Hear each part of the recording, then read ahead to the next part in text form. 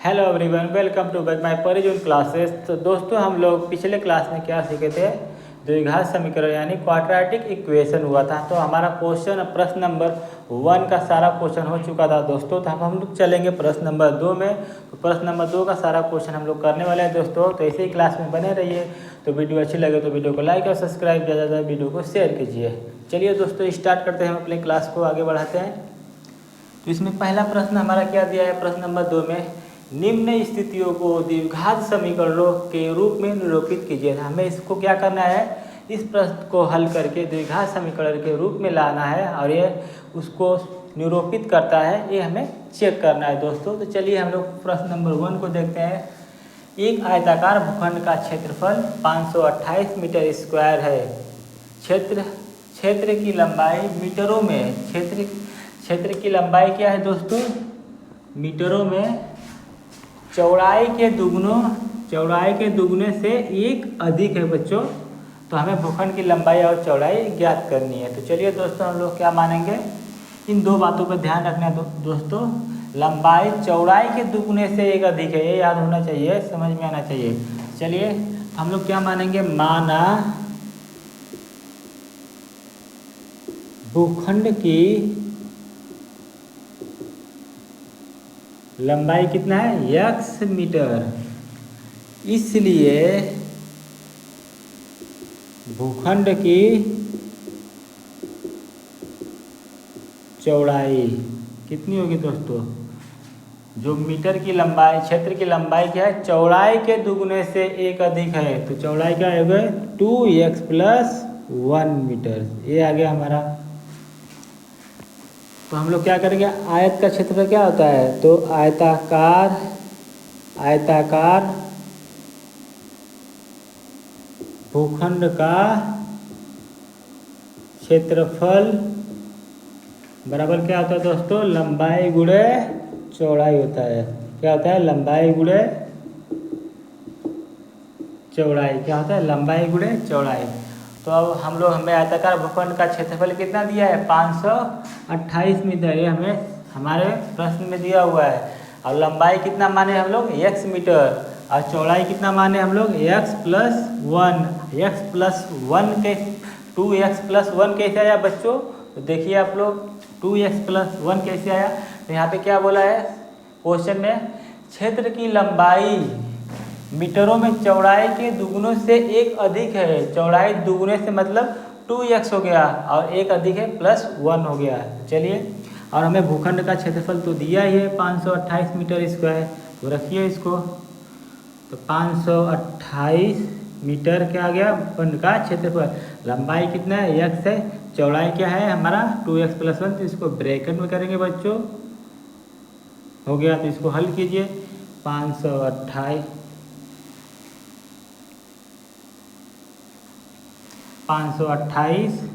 और x का गुणा होगा तो 2x स्क्वायर प्लस x। अब हम लोग इसको क्या करेंगे? पक्षांतर कर देंगे। क्या करेंगे? पक्षांतर कर देंगे इसको। तो क्या आ जाएगा हमारा? 2x square plus x minus 528 बराबर 0।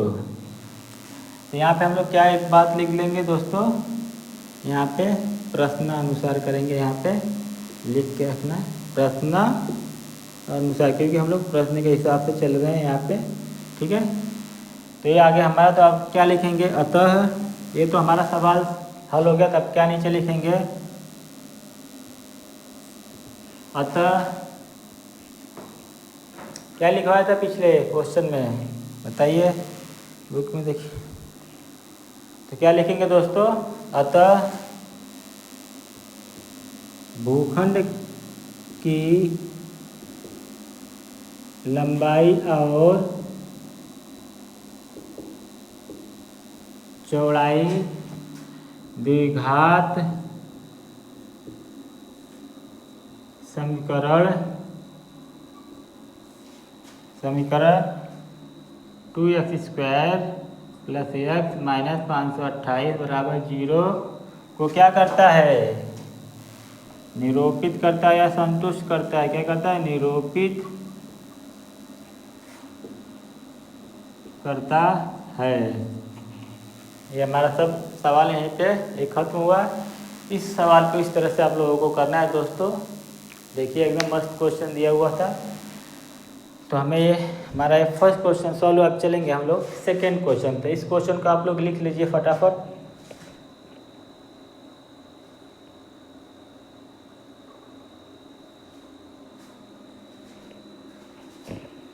लिखिए फटाफट। चलिए क्वेश्चन नंबर सेकेंड पे चलते हैं। इसको रफ करता हूँ मैं अभी। Question number second.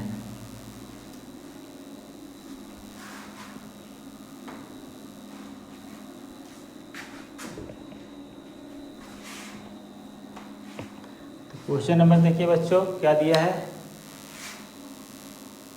सेकेंड का हमारा क्या दिया है देखते हैं। क्वेश्चन नंबर सेकेंड रीड कीजिए फटाफट। देखो दोस्तों क्या दिया है। दो क्रमागत धनात्मक पूर्णांकों का गुणनफल कितना दिया है 306। तो हमें पूर्णांकों को ज्ञात करना है। सवाल को लिख देता हूँ मैं आप लोगों को। दो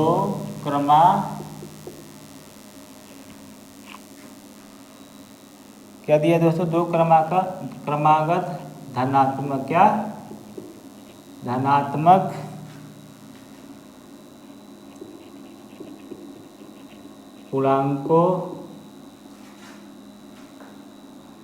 पूर्णांकों का क्या है गुणनफल। क्या है दोस्तों गुणनफल कितना दिया है 306 है।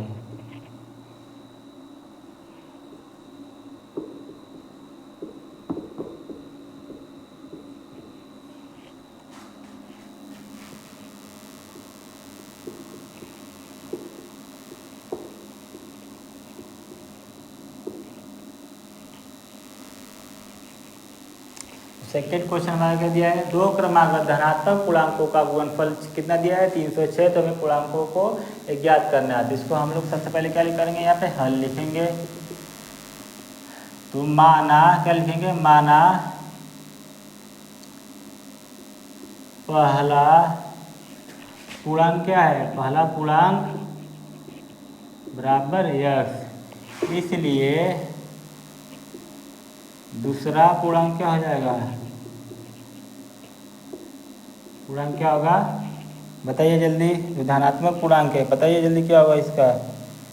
तो दूसरा क्रमागत पूर्णांक क्या होगा। दूसरा क्रमागत पूर्णांक क्या होगा बताइए जल्दी। x+1। ठीक है बच्चों। तो ये हो गया हमारा x+1। तो दो क्रमागत धनात्मक पूर्णांकों का गुणनफल कितना दिया हमें 306 दिया। तो लिखेंगे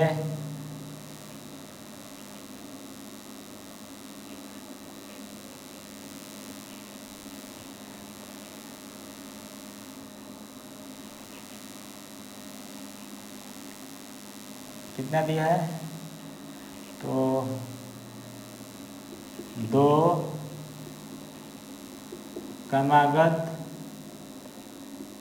धनात्मक पूर्णांकों का गुणनफल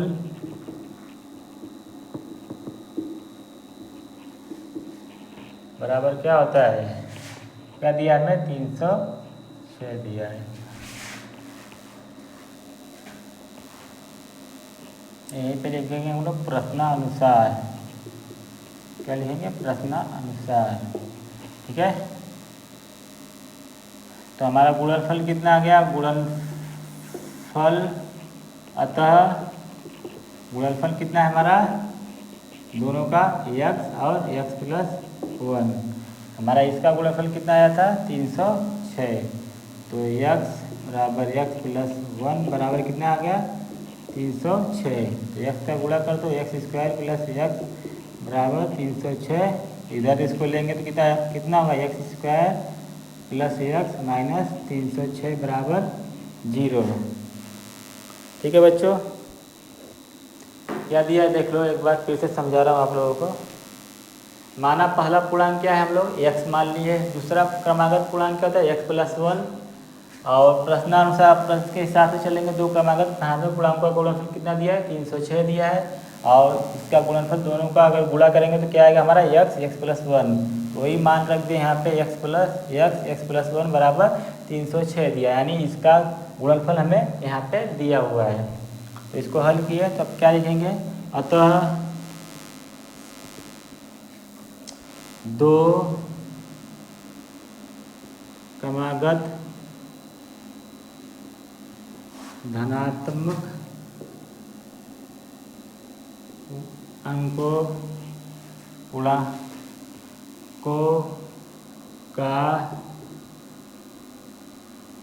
गुणनफल कितना है, x²। क्या लिखेंगे, पूर्णांकों के द्विघात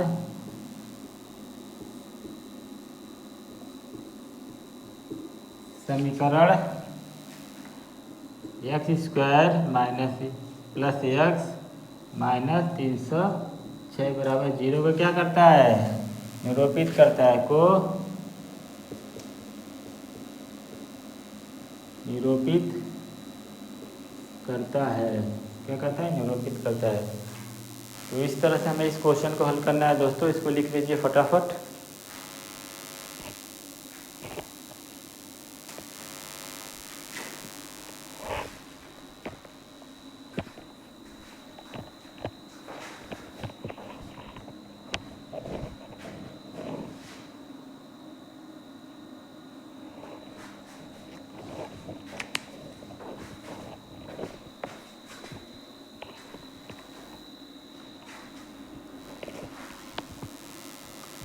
चलिए इसको रख पाते हैं, क्वेश्चन नंबर 3 की तरफ चलते हैं बच्चों।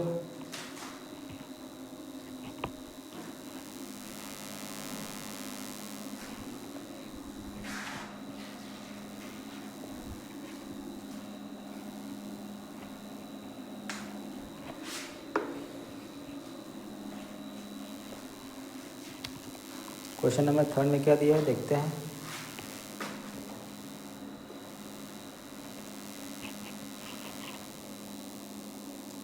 रोहन की माँ की आयु, थर्ड क्वेश्चन क्या है देखते हैं, लिख देते हैं इसको।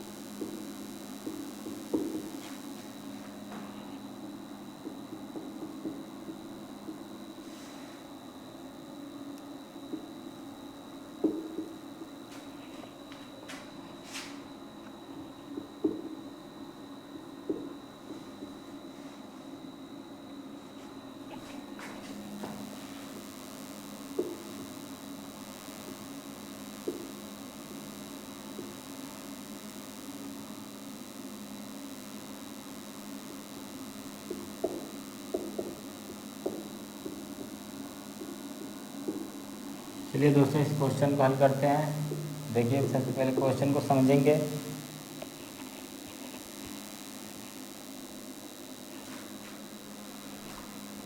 क्या दिया क्वेश्चन, रोहन की माँ उससे 26 वर्ष बड़ी है। रोहन की माँ है जो अपने बच्चे से क्या है, 26 वर्ष बड़ी है। उनकी आयु वर्षों में का गुणनफल अब से 3 वर्ष पश्चात, तो गुणनफल जो अब से 3 वर्ष पश्चात 360 हो जाएगी। हमें रोहन की वर्तमान आयु ज्ञात करनी है दोस्तों। चलिए, माना क्या करेंगे, यहाँ पे क्या करेंगे, माना रोहन की क्या है दोस्तों, रोहन की आयु कितनी है, बराबर x वर्ष, कितना x वर्ष। इसलिए रोहन की माँ की आयु कितनी है, रोहन की माँ की आयु क्या बोला है, 26 वर्ष बड़ी है रोहन से, तो x प्लस 26 वर्ष हो जाएगा बच्चों। ठीक है, इतना तो समझ में आया।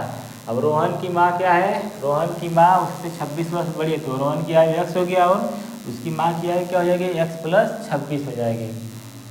समझा बच्चों। अब उसके बाद क्या बोला प्रश्न में, उनकी आयु वर्षों में का गुणनफल अब से 3 वर्ष पश्चात, क्या बोला, अब से 3 वर्ष पश्चात। यहाँ पे क्या लिखेंगे, 3 वर्ष पश्चात, क्या 3 वर्ष पश्चात कितना होगा, 3 वर्ष पश्चात क्या होगा, रोहन की आयु क्या हो जाएगी, रोहन की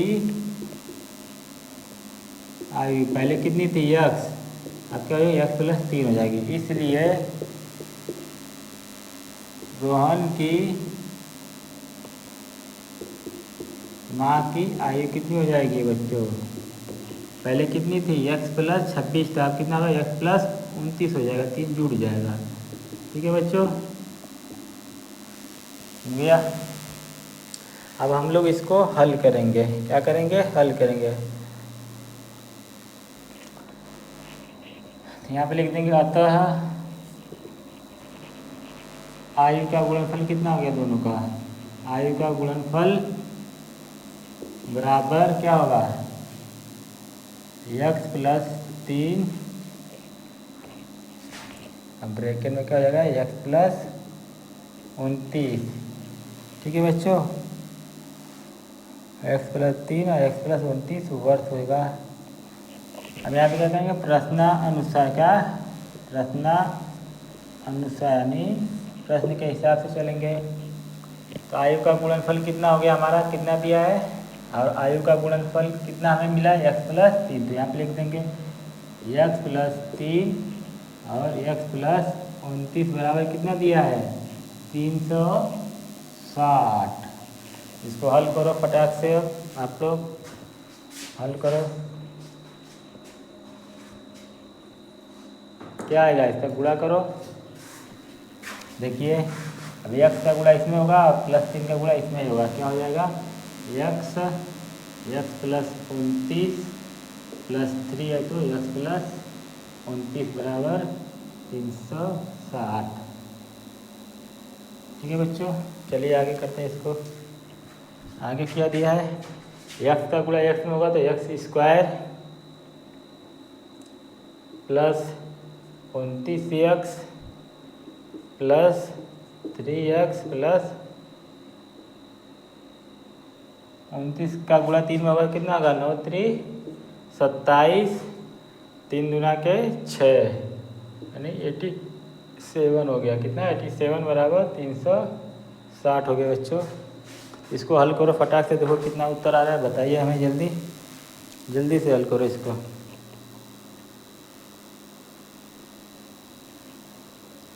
चलिए, तो क्या हो जाएगा, x square 29x plus 3x कितना होता है, कितना होता है 32x, हाँ या ना, और प्लस 87 है तो इधर 360 को लगो तो माइनस में हो जाएगा, 360 बराबर 0। हल कर दो, प्लस 32x, अब 87 360 में तो 87 जाएगा, कितना बचेगा, माइनस है तो बड़ी संख्या माइनस 3, 15 में से 8 जाएगा तो कितना आएगा, 15 में से 8 जाएगा तो 7,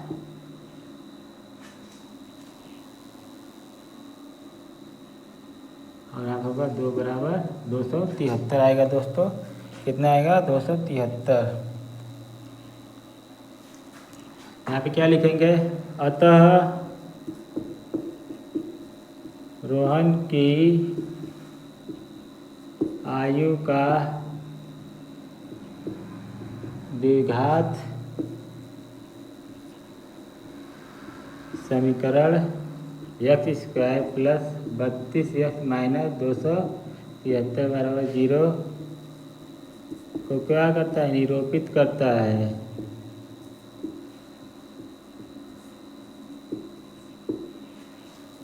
हो गया आप लोगों का, लिखो इसको जल्दी से।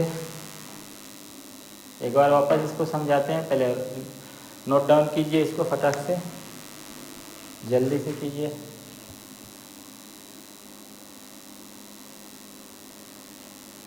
चलिए देखते हैं, इसने प्रश्न में क्या बोला था, माना कि रोहन की माँ उससे 26 वर्ष बड़ी है। पहले यहाँ पे देखते हैं, रोहन की माँ क्या है, 26 वर्ष बड़ी है, किससे, रोहन से। तो हम लोग क्या मान लेंगे, माना रोहन की आयु क्या हो जाएगी, x हो जाएगा। अगर रोहन की x है तो तभी तो 26 वर्ष उसकी माँ बड़ी है उससे, तो रोहन की माँ की आयु क्या हो जाएगी, x प्लस 26। अब क्या बोला है प्रश्न में, उनकी आयु वर्षों में गुणनफल का।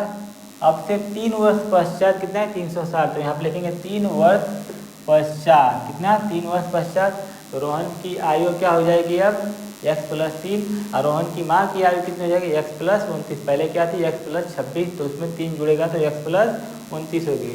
अतः आयु का गुणनफल क्या हो जाएगा, x प्लस 3, x प्लस 29। तो प्रश्न के हिसाब से चलेंगे, प्रश्नानुसार, तो x प्लस 3 और x प्लस 29 बराबर कितना दिया हमें, 360 दिया है प्रश्न में। यहाँ पे देखिए, तो इसको हल कर देंगे, हमारा उत्तर आ जाएगा। समझ में आया, प्रश्न को समझो फिर हल करो, एकदम आसान से हो जाएगा दोस्तों, आसानी तरीके से। तो चलिए चलते हैं नेक्स्ट क्वेश्चन, क्वेश्चन नंबर 4, ये लास्ट क्वेश्चन हमारा होगा।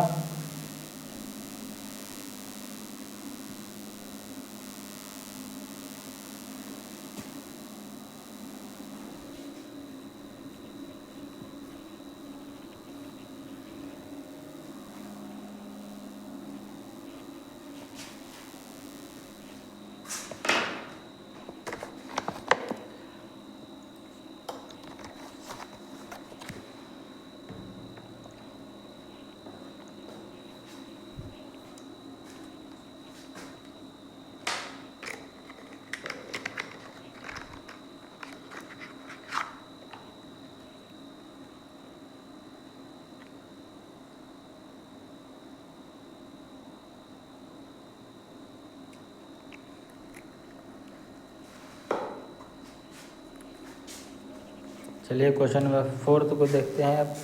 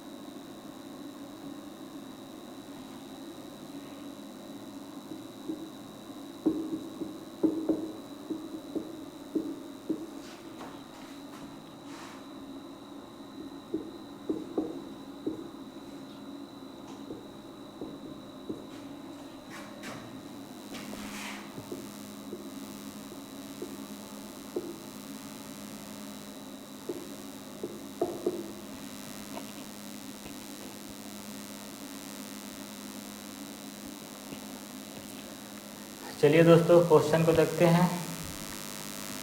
क्वेश्चन में क्या पूछा है,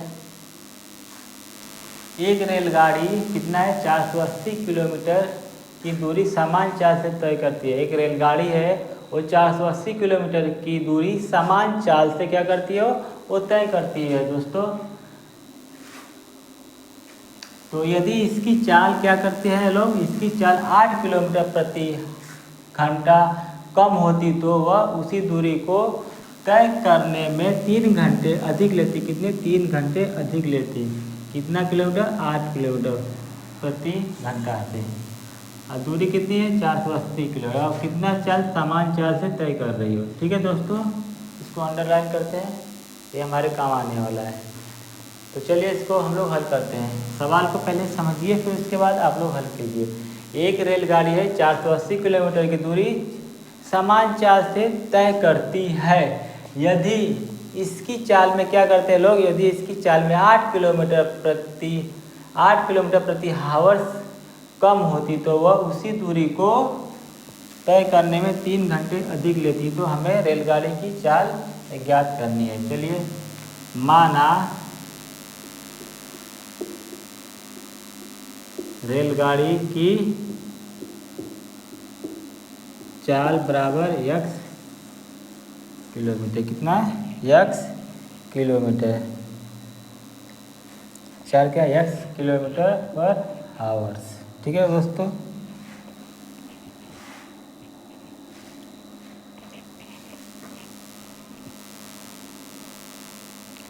हमें कुल दूरी कितनी दी गई है रेलगाड़ी की, लिखेंगे यहाँ पे कुल दूरी बराबर 480 किलोमीटर। ठीक है दोस्तों, और समय कितना लिया गया है, समय बराबर क्या होता है बताइए, पहले सूत्र लगेगा इसमें। समय बराबर क्या होता है, तो समय बराबर कुल दूरी बटा के क्या होता है, चाल। ठीक है दोस्तों, हमें क्या दिया है, कुल दूरी कितनी दी है, 480 किलोमीटर। चाल कितनी है हमें नहीं पता, x। चाल कितना दिया गया है, x। ठीक है दोस्तों, ये तो हमारा हो गया यहाँ तक। अब सवाल में क्या बोला, यदि इसकी चाल में 8 किलोमीटर प्रति घंटा कम होती तो उसी दूरी को 3 घंटे अधिक लेते थे। अब 8 किलोमीटर प्रति घंटा से उसकी दूरी स्पीड को कम करते हैं तो 3 घंटे अधिक लेती उसी दूरी को तय करने में। चलिए, ये तो हो गया हमारा। लिखते हैं, यदि क्या, यदि इसकी चाल, क्या इसकी चाल में क्या 8 किलोमीटर प्रति घंटा कम होती, क्या होती, कम होती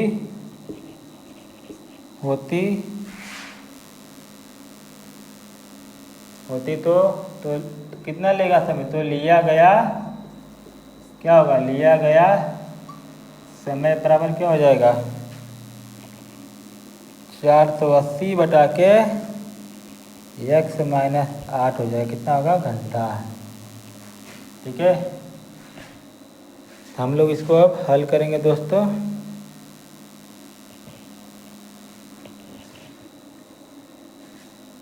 ठीक है, अब यहाँ पे क्या लिखेंगे, प्रश्नानुसार। एकदम मस्त सवाल दिया है, प्रश्नानुसार हो गया। चलिए करते हैं। तो पहली इसमें क्या थी, समान चाल से तय कर रहे थे तो हमारा 480 था, 480 बटा के x था। उसके बाद में क्या किया था, 8 किलोमीटर प्रति घंटा की स्पीड कम कर दी गई थी तो 3 घंटे अधिक समय लेती थी। तो 480 बटा के x माइनस 8 बराबर कितना समय अधिक लेते थे, 3 घंटा। कम लेती तो यहाँ पे माइनस हो जाएगा। तो इसको हल करेंगे अब समीकरण को, देखते हैं कैसे आता है उत्तर, आराम से आ जाएगा। तो 480 का गुणा करिए आप लोग, x माइनस 8 में कितना आएगा, 480 x माइनस 8 का गुणा। इसमें एक कट भी कर सकते हैं आप लोग, देखिए 480 का गुणा करते हैं, 480 x माइनस 8 हो गया।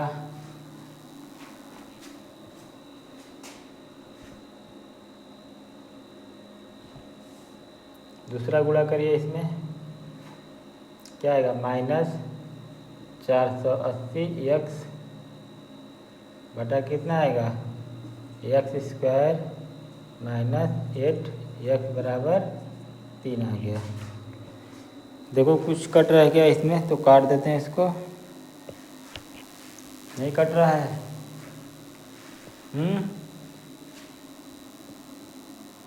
इसको इधर कर दीजिए तो क्या हो जाएगा, इसका गुणा कर दो आप लोग। 480 x माइनस 480 में गुणा 8 का होगा कितना आएगा, 0 8 64 8 चौका 32 8 30 आ गया, माइनस 480 x। और इसको इधर करेंगे तो गुणा में हो जाएगा, तो क्या होगा 3x स्क्वायर माइनस 24x, ये हो गया।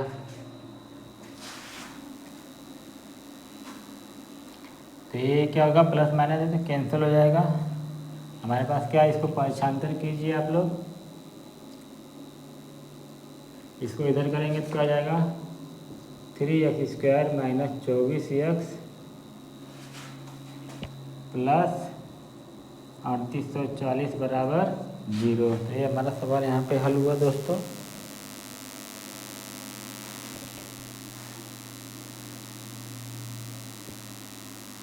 ये गुणा करने में कुछ गलती हुआ है क्या, कहीं देख लेते हैं। 8 64 8 चौका 32, 480 में अगर 8 का गुणा करते हैं तो कितना आता है, 0 8 चौका 8 64 को 4 8 चौका 32 अच्छा 38 होता है, 3840 आया है।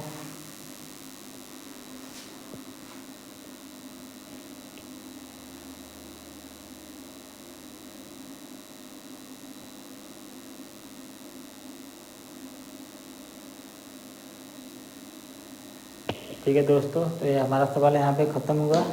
हम लोग क्या लिख देंगे यहाँ पे,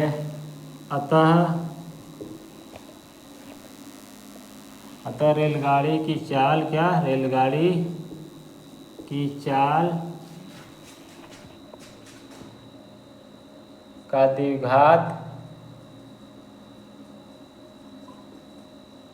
समीकरण क्या करता है, समीकरण कौन सा है, 3x square minus 24x plus 3840 बराबर 0 को क्या करता है, निरूपित करता है या संतुष्ट करता है। आप लोग इसको नोट डाउन कीजिए फटाफट, फिर एक बार इसको रिपीट करते हैं इस सवाल को हम।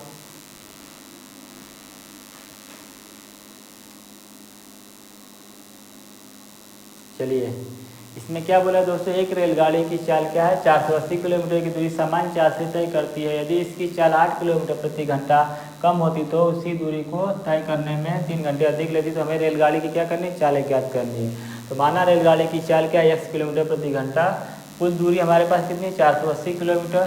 सूत्र क्या है, समय बराबर कुल दूरी बटा के चाल। तो हम लोग रख दिए पहला वाला 480 बटा के x हो गया।